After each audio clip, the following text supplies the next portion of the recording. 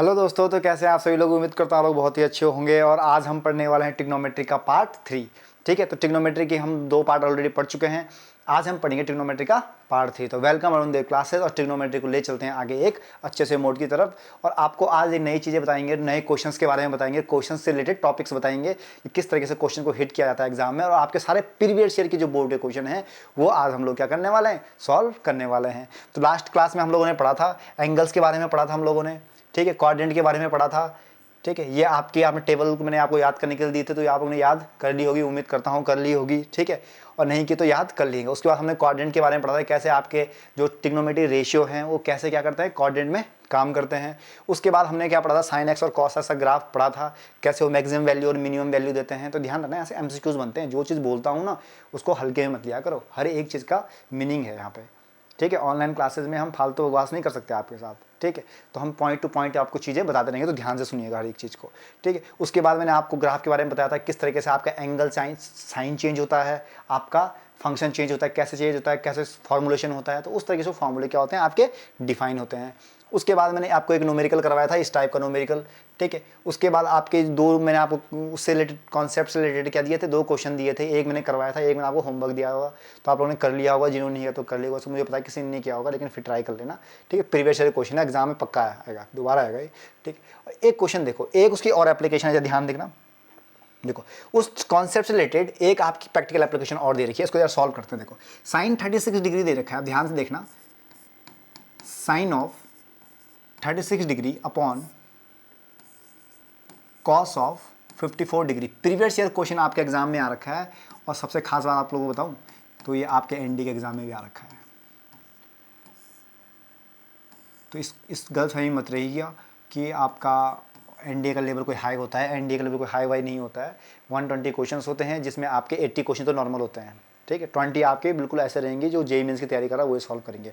बाकी आपके 100 तो एवरेज क्वेश्चन रहते हैं। 60 क्वेश्चन तो ऐसा रहेगा हर बच्चा कर सकता है अगर जिसने हल्की सी भी बेसिक पढ़ा है 10th 11th 12th को।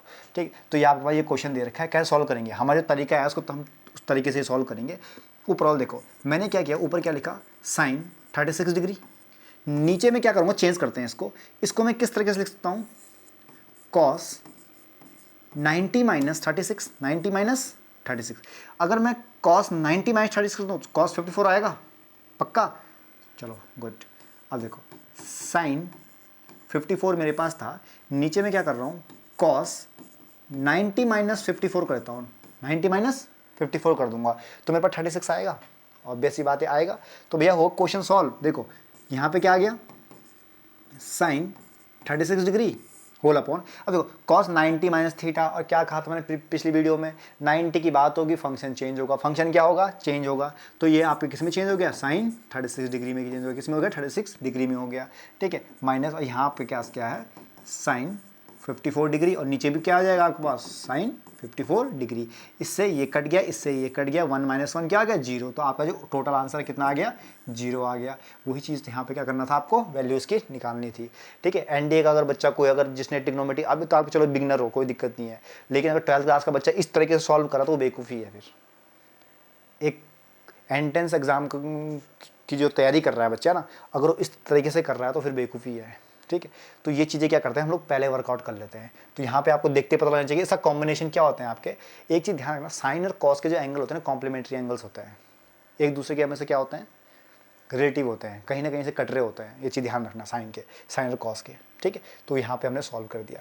उस क्वेश्चन की बात करते हैं, वो क्वेश्चन आपको देते हैं होमवर्क के लिए। तो इस क्वेश्चन को आप क्या करिएगा, होमवर्क में कर डालना इसको। सिंपल सा क्वेश्चन है, कोई दिक्कत वाली बात ही नहीं है। क्लियर हो गया। तो इस तरीके से आपको क्वेश्चंस सॉल्व करने हैं। नेक्स्ट देखो, अब आते हैं डोमेन रेंज के बारे में आते हैं। भैया आपने अगर मेरी प्रीवियस वीडियोस देखी होगी तो डोमेन और रेंज को मैंने क्या कहा आपको, देखो पहले आपको एक बार फिर रिवाइज करता हूं। ऑर्डर पेयर क्या होता है, ऑर्डर पेयर एक्स और वाई आपके पास क्या है, ऑर्डर पेयर है। एक एक्स कोई एलिमेंट है जो वाई को रिलेट कर रहा है। वाई क्या कर रहा है, रिलेट कर रहा है किसी रिलेशन से। किसी क्या कर रहा है, किसी रिलेशन से। मैं कहता हूँ कि जो एक्स है वो वाई का क्या है, सन है, या why the father of x. ठीक है, तो इस तरीके से मैं तो कह सकता हूँ तो ये आपका ऑर्डर पेयर है, कोई ना कोई आपस में किसी रिलेशन से। तो कोई रिलेशन है तो जिस रिलेशन से कनेक्टेड है तो आप क्या कहोगे, first element of a set, first element of a relation कह सकते हो आप। ठीक है, या कोई सा भी आपका फंक्शन दे रखा है तो जो आपका पहला जो एलिमेंट रहता है वो आपका क्या रहता है, डोमेन रहता है, और जो सेकंड रहेगा वो क्या रहेगा, रेंज रहेगा। अब दूसरी भाषा में समझने की कोशिश करते हैं, कहते हैं ना कि भैया अपनी लिमिट में रहे, बोलते हैं ना, डालते हैं भाई अपनी लिमिट में रहे, इससे ऊपर मत जा, ठीक है। तो लिमिट का मतलब क्या है कि जो मैक्सिमम रेंज है वो इतनी है, समझ रहे हो, वो मैक्सिमम रेंज ही उसकी इतनी है। तो यहाँ पे जो आपको देखो, अगर साइन थीटा की बात करते हैं तो साइन थीटा क्या कहता है आपका, डोमेन की अगर बात करते हो ऑल रियल नंबर्स के क्या होते हैं, डोमेन रहते हैं, यानी कि आपका जितने भी रियल नंबर हैं वो उसके आप क्या हैं, डोमेन रहेंगे। तो एक जो ये मत समझो कि ये सिर्फ चार्ट है, चार्ट नहीं है, ये आपकी ज़िंदगी को डिसाइड करने वाला पेपर है। जो स्लाइड है ना, ये ज़िंदगी डिसाइड करेगा आपकी, क्योंकि ये क्वेश्चन तो भैया कंपटीशन में पूछता ही पूछता है। और आपके जो बोर्ड एग्जाम जो एमसीक्यूज आ रहे हैं ना, यहाँ से एक क्वेश्चन तो 100% बनता है, आप लिख के ले लो मुझसे, ठीक है। तो आपके जो ये ध्यान रखो, साइन इसको भूल जाओ, पीरियड भी बताता हूँ पीरियड क्या चीज़ होती है, थोड़ा आउट ऑफ सिलेबस है, इसको भी हम इसमें इंक्लूड करेंगे, क्योंकि बहुत सारे बच्चे क्या होता है ट्रिग्नोमेट्री बेसिक से पढ़ते हैं, बल्कि आप एक कॉम्पिटिटिव एग्जाम की तैयारी कर रहे हैं, तो उसको बताना भी जरूरी है। तो साइन थीटा क्या है, और रियल नंबर्स इसके क्या है, डोमेन है, और रियल नंबर्स इसके क्या है, डोमेन है। क्लियर हो गया। तो ये क्या आ गया, रियल नंबर। अगर रेंज की बात करें तो हमने जो ग्राफ पढ़ा था वहाँ पे मैंने आपको बताया था -1 से 1, यानी कि इसकी मिनिमम वैल्यू -1 रहेगी, मैक्सिमम 1 रहेगी। अगर आपके साइन एक्स की वैल्यू 2 आ रही है, मतलब गलत कर रहे हो, क्या कर रहे हो, गलत कर रहे हो, हमेशा 1 के और -1 के बीच में रहेगी। कॉस थीटा की अगर बात करें तो इसका भी रियल नंबर ही इसकी डोमेन रहती है, और इसकी रेंज -1 से 1 रहती है। टेन थीटा की बात करें, इसका भी आपका क्या रहता है, 2n+1 π/2, 2n+1 π/2, सारे रियल नंबर रहेंगे। लेकिन यहाँ पे अब n क्या है, कोई सी भी नेचुरल नंबर डालो। सपोज मैंने क्या किया, आपके पास 0 डाल दिया, सब 1 डाल दिया, तो 1 जैसे मैंने डाला तो 3π/2, 3π/2। तो आपको पता है ना टेन का ग्राफ कैसे आता है, इस तरीके से क्या होता है, टेन का ग्राफ आता है, मतलब ये 90 पे ही क्या चले जाता है, इन्फिनिटी चले जाता है, 90 पे ही क्या जाता है, इन्फिनिटी चले जाता है, इसलिए π/2 मल्टीप्लाई में आया है। ध्यान रखना, जो ये π/2 इन्होंने यहाँ पे डाला है ना, ये एक्चुअली क्यों डाल रखा है, क्योंकि आपको पता है कि 10 का ग्राफ किस तरीके से होता है, सीधे आते ही बेचारा ऊपर निकल जाता है इस तरीके से, मतलब यहाँ से 90 पे जैसे पहुँचता है ना, जो यहाँ पे जो पॉइंट है, आपका 90 डिग्री का पॉइंट है ये वाला, तो इस पॉइंट पे पहुँचते हुए इन्फिनिटी निकल जाता है, नॉट डिफाइंड जिसको हम कहते हैं, उस पॉइंट पे चले जाता है, इसलिए हमने इसको 90 को मल्टीप्लाई में रखा है। रेंज की अगर बात करें तो -∞ से 1 तक, मतलब सारी नेगेटिव जो वैल्यूज़ है वो रहेगी, और आप जितनी पॉजिटिव वैल्यू रही वो रहेगी, लेकिन जीरो नहीं रहेगी, जीरो कभी भी नहीं रहेगी, ये ध्यान रखना। अगर वो बोलता है 10x = 0 कहीं पर दे रखा है, कि जो रेंज दे रखी है जीरो, इनमें से which of the following is the range of the 10x, 1 0, इस तरह दो ऑप्शन दे दिए, तो जीरो तो नहीं रहेगा, ध्यान, क्योंकि जीरो एक्सक्लूड है, यूनियन कहा बीच में, यूनियन का मतलब है कि यहाँ से यहाँ तक है, लेकिन ये जीरो क्या है, एक्सक्लूड है, ठीक। वैसे आपका कॉसेक का है, कॉसेक का रियल नंबर है -n π आप किसी क्या है, डोमेन है, और इसकी रेंज है, और आपका कॉट का भी सेम एज इट इज़ है, ठीक है। तो इस तरह के आपको चार्ट को ध्यान रखना है। 2 चार्ट मैंने आपको लर्न करने को कहे हैं, एक मैंने आपको ट्रिग्नोमेट्री वैल्यूज़ का चार्ट याद करने को कहा है, और एक मैंने आपको डोमेन और रेंज वाला चार्ट, क्योंकि यहाँ से MCQ क्वेश्चन बनना 100% है।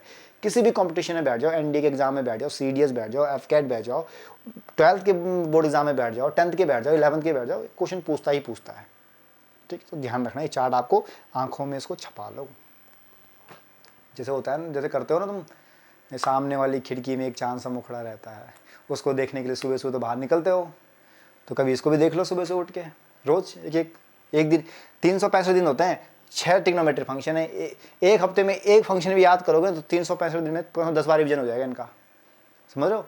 तो बस कोई बड़ी बात नहीं है।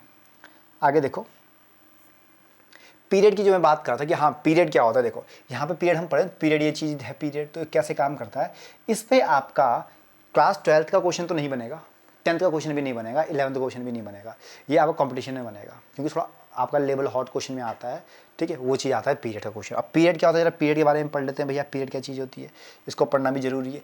पीरियड क्या होता है, दो फंक्शन के बीच की जो डिस्टेंस होती है, दो फंक्शन के बीच की जो डिस्टेंस होती है वही कहलाता है पीरियड, वही क्या कहलाता है, आपका पीरियड कहलाता है। जैसे कि मैं बात करूँ यहाँ पे, मेरे पास साइन एक्स का ग्राफ है, किसका ग्राफ है, साइन एक्स का ग्राफ है, तो 0 से स्टार्ट हुआ, किससे स्टार्ट हुआ, 0 से स्टार्ट हुआ, इस तरीके से आपका ये ग्राफ गया। तो यहाँ का जो दो मैक्सिमम जो पॉइंट्स दे रखे हैं, दो मैक्सिमम क्या दे रखे हैं, जो पॉइंट्स दे रखे हैं, उनके बीच की जो डिस्टेंस है वही कहलाता है पीरियड। यहाँ से यहाँ देखो, हर एक लैप में क्या होता है, 90 डिग्री, 90 + 90 180, फिर 90, फिर 90, फिर 90, 90, 90, मतलब 90 90 का क्या होता है, गैप, जैसे लीस्ट काउंट में होता है ना, डिवीजन मतलब स्केल में क्या होता है, डिवीजन होते हैं, उसी तरीके से जो आपका ट्रिग्नोमेट्री के जो ग्राफ होते हैं उनका डिवीजन 90 डिग्री का डिवीजन होता है बीच में, ठीक है। तो हर एक पॉइंट पे 90 डिग्री है, तो यहाँ से काउंट करो, मैक्सिमम दे रहा है 90 पे, देखो ये मैक्सिमम, ये वाला जो फंक्शन है साइन का वो दे रहा है मैक्सिमम 90 पे, और दूसरा भी क्या दे रहा है 5/2 पे दे रहा है, ठीक है। तो यानी कि आपका क्या है 5 × 180/2, तो आपका कितना आ गया 90, 450 डिग्री। ठीक है, तो 450 डिग्री पे क्या हो रहा है, मैक्सिमम दे रहा है। तो यहाँ से देखो, अगर यहाँ से π/2 π/2 π/2 और π/2, अब देखो वाइट वाला इसके साथ इस्तेमाल करते हैं, यहाँ से यहाँ π/2, एक π/2 आ गया जी, बहुत बढ़िया। एक यहाँ से यहाँ π/2 और एक उससे आगे चलेगा तो π/2 प्लस π/2। 4 लैप्स आए हैं, देखो 1 लैप्स, 2 लैप्स, 3 लैप्स और 4 लैप्स आपके पास हैं। चारों को अगर मैं ऐड करूं देन वी गेट 4π/2, यानी कि मेरे पास कितना आ गया आपके पास 2π, कितना आ गया 2π। तो आपका जो आपका साइन एक्स का जो पीरियड है वो पीरियड क्या रहेगा 2π रहेगा, कितना रहेगा 2π। यानी कि ये समझ लो कि दो जो मैक्सिमम वैल्यू के बीच की जो डिस्टेंस है वही क्या रहेगा आपके पास पीरियड रहेगा। ये चीज़ ध्यान आ गई। तो ये आपका साइन एक्स का ग्राफ है, आप पीछे भी देख लो, ये देखो यहाँ पे पीछे क्या था, ये देखो वहाँ पे 2π दे रखा है आपके पास, 10 का पाई दे रखा है, सेक का 2π दे रखा है। तो आप लर्न कर लो, कुछ नहीं है, सिर्फ आपको 10 का ध्यान रखो कि जो 10 वाला पार्ट है ना,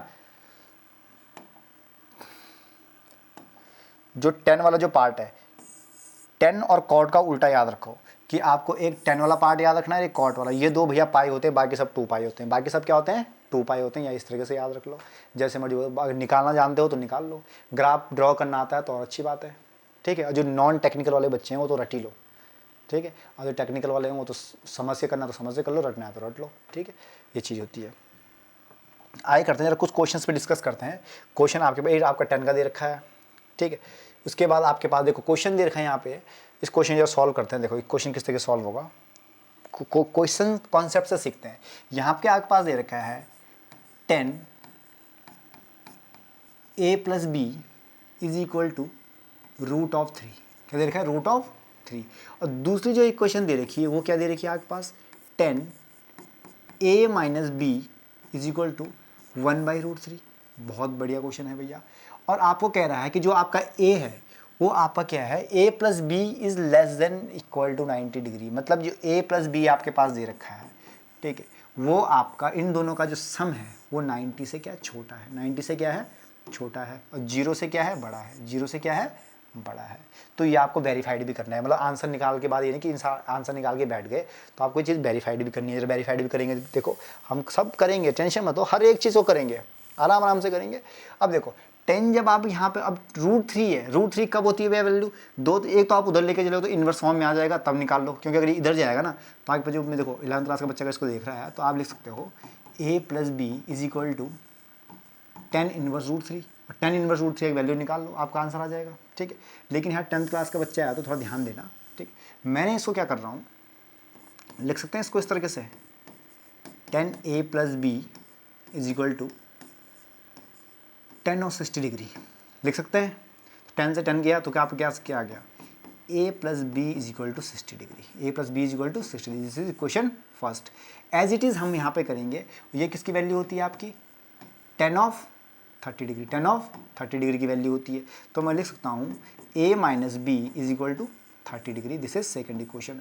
लीनियर इक्वेशन 2 वेरिएबल की वीडियो जिन्होंने नहीं देखी है वो देख लें, क्योंकि मैं जो आप लोगों को पढ़ा रहा हूँ ना, मुझे पता है, एक्सपीरियंस है इस चीज़ का कि बच्चे को अगले चैप्टर में किस चीज़ की नीड होने वाली है, उसको किस चीज़ की ज़रूरत पड़ने वाली है, तो वो चीज़ें पहले पढ़ा के चल रहा हूँ। ठीक है, मैंने आपको पॉलिनोमियल पहले पढ़ाया क्योंकि उसका यूज़ लीनियर इक्वेशन में हो रहा था। लीनियर इक्वेशन मैंने इसलिए पढ़ाया क्योंकि टिग्नोमेट्री में यूज़ हो रहा है। टिग्नोमेट्री में इसलिए पढ़ा रहा हूँ क्योंकि क्लास 11-12 में काम आने वाला है। ठीक है, तो ट्रिग्नोमेट्री थोड़ा टफ रहता है, बाद में इसका फिर से रिवाइज करेंगे, इसलिए मैं उसको आपको एडवांस पढ़ा रहा हूँ। ठीक है, दोनों इक्वेशन सॉल्व करेंगे, देन वी गेट 2a, दोनों को ऐड अप कर दिया, LHS को ऐड कर दिया, RHS को ऐड कर दिया, तो यहाँ पर 90 आ गया। कितना आ गया 90 आ गया। तो जो a की वैल्यू है वो आपकी कितनी आ गई 45 आ गई। a की वैल्यू कितनी आ गई 45 डिग्री, आपके पास क्या आ गई आंसर आ गया। a की वैल्यू अगर 45 है तो बताओ जरा b की वैल्यू कितनी होगी, a = 45 डिग्री है, तो b की वैल्यू कितनी होगी, यहाँ पे डाल दो b की 45, जैसे मैंने डाला तो मेरे पास जो b की वैल्यू आ गई वो अब मेरे पास आ गया 15 डिग्री। कितना आ गया 15 डिग्री। तो ये वो दो एंगल हैं, ये वो दो वैल्यूज़ हैं जो आपकी a और b की वैल्यू जो उसने पूछा था, दोनों का सम करेंगे तो मेरे पास 60 आ रहा है। और 60 देखो 60 आपका लाइज कर रहा है, तो आप कहोगे 0 degree is less than a + b is greater than less than equal to 90 degree. और ये वेरीफाइड भी कर रहा है, a + b की वैल्यू देखो, दोनों को अगर मैं सम करूँ तो मेरे पास कितना आ रहा है 60 आ रहा है, और ये 90 के बीच में होता है। ये किसके बीच में होता है? 90 और 0 के बीच में होता है। तो ये रिलेशन भी क्या हो गया आपका? वेरीफाइड हो गया। ये आपका प्रीवियस ईयर क्वेश्चन आ रखा है, ठीक है। और इस तरीके से क्वेश्चन क्या करेंगे हम? सॉल्व करेंगे, ठीक है। नेक्स्ट चलते हैं आप लोगों का। देखो ये क्वेश्चन है भैया, बहुत अच्छा क्वेश्चन दे रखा है। क्या कह रहा है? Express cot 85 plus cos 75 in the term of trigonometry ratios between 0 and 45। आपको देखो क्वेश्चन बड़ा ट्रिकी पूछ रखा है, ध्यान से देना, फंसना नहीं है ऐसे क्वेश्चन में। ऐसा क्वेश्चन जब भी एग्जाम में आए ना, बिल्कुल नहीं फंसना है, हल्का सा दिमाग लगाना है। cot 85 और 75 का कोई कॉम्बिनेशन बैठ रहा है? कुछ भी नहीं बैठ रहा है, ठीक है। In the term of trigonometry ratio, आपको बोल रहा है कि ट्रिग्नोमेट्री रेशियो में ही आंसर निकालना है।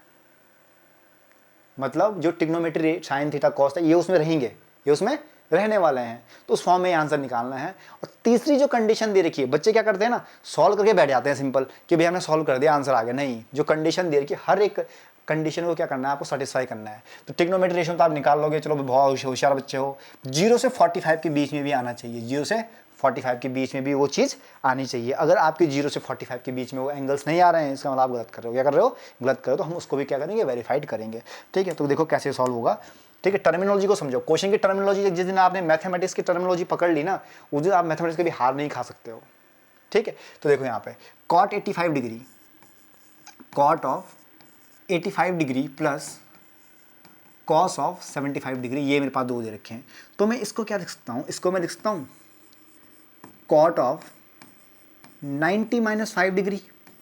जो हमने पहले पढ़ा है ना, उसी की एप्लीकेशन। देखो मैं आपको टॉपिक वाइज लेकर चल रहा हूँ, मतलब एक कॉन्सेप्ट पे इतने क्वेश्चन करवा दे रहा हूँ, अलग अलग टाइप के क्वेश्चन, ताकि आपका वो कॉन्सेप्ट कभी क्लियर, मतलब कोई भी क्वेश्चन नहीं छूटे उस टॉपिक से, ठीक है। दूसरा देखो, इसको मैं क्या लिखता हूँ? cos ऑफ 90 माइनस 15 डिग्री लिख सकते हैं भैया इसको, 15 डिग्री।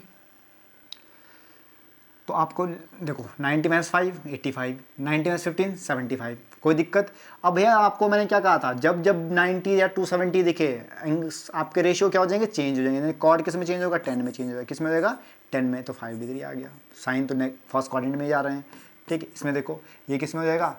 Sign of 15 degree. तो हमारा आंसर क्या आ गया? ट्रिग्नोमेट्री रेशियो में आ गया। पहली कंडीशन सेटिस्फाई हो गई, पहली कंडीशन सेटिस्फाई हो गई। अब देखते हैं दूसरी कंडीशन। दूसरी कंडीशन क्या दे रहा है यहाँ पे?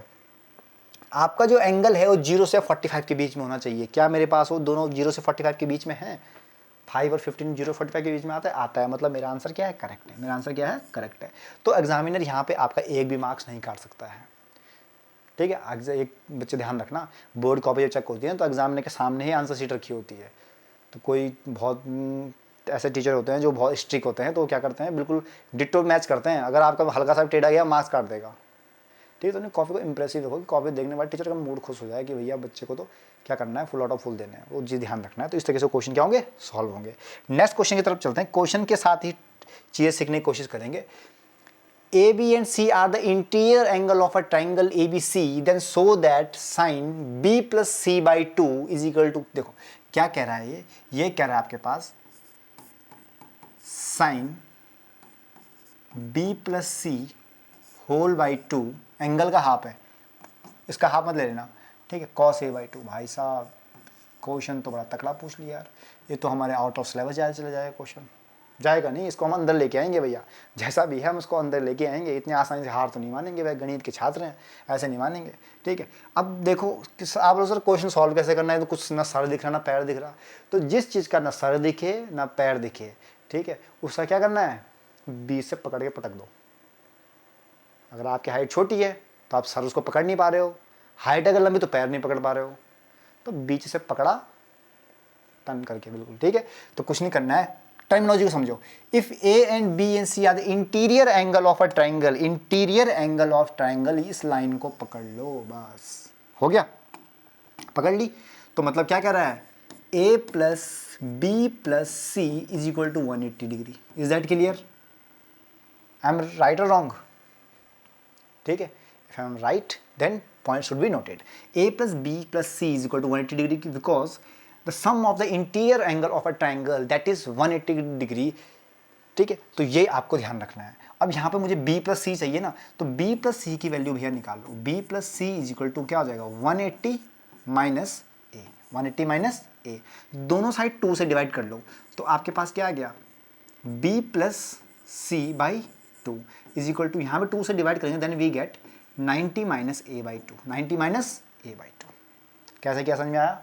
ध्यान गौर फरमाइएगा, एक एक पॉइंट बताऊंगा, बिल्कुल क्लियर हो जाएगी चीज़ें, ठीक है। तो b प्लस सी है। अब मुझे क्या चाहिए दोनों तरफ? दोनों तरफ क्या चाहिए? साइन से मल्टीप्लाई कर दो। साइन से क्या करना? Multiply both the side, multiply both the side by sine, ठीक है। साइन से मल्टीप्लाई करना है, तो जैसे मैंने साइन से मल्टीप्लाई किया तो मेरे पास क्या वैल्यू आ गई, देखो इसको इधर लेके चलते हैं। तो मैंने इसको क्या लिख दिया?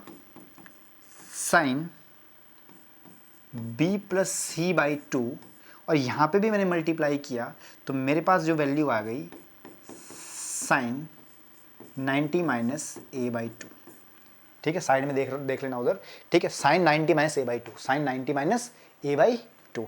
और आपको यहाँ पर 90 आ गया तो साइन 90 माइनस थीटा क्या होता है? कॉस थीटा होता है। क्या होता है? कॉस थीटा होता है। तो भैया कॉस थीटा होता है तो आ गया ना आंसर आपके पास। क्या आ गया आपके पास? जो आंसर आया that is sine b plus C by two is equal to किसके आ गया आपके पास? कॉस ए बाई टू की वैल्यू आ गई, A by two. Hence proved, hence proved. तो भैया ये आपका आंसर है सिंपल तरीके से, ठीक है। हमेशा क्वेश्चन को टर्मिनोलॉजी को समझो। यहाँ पे क्वेश्चन की टर्मिनोलॉजी क्या कहती है? Interior angle of a triangle ABC। बस इसी को पॉइंट को हमने पकड़ लिया, क्वेश्चन को पटक डाला, ठीक है। क्लियर हो गया? चलो भैया गलती से सेव हो गया, सेव नहीं करना है हमें, इन्हीं क्वेश्चंस में उलझे थोड़ी रहेंगे हम लोग, है ना।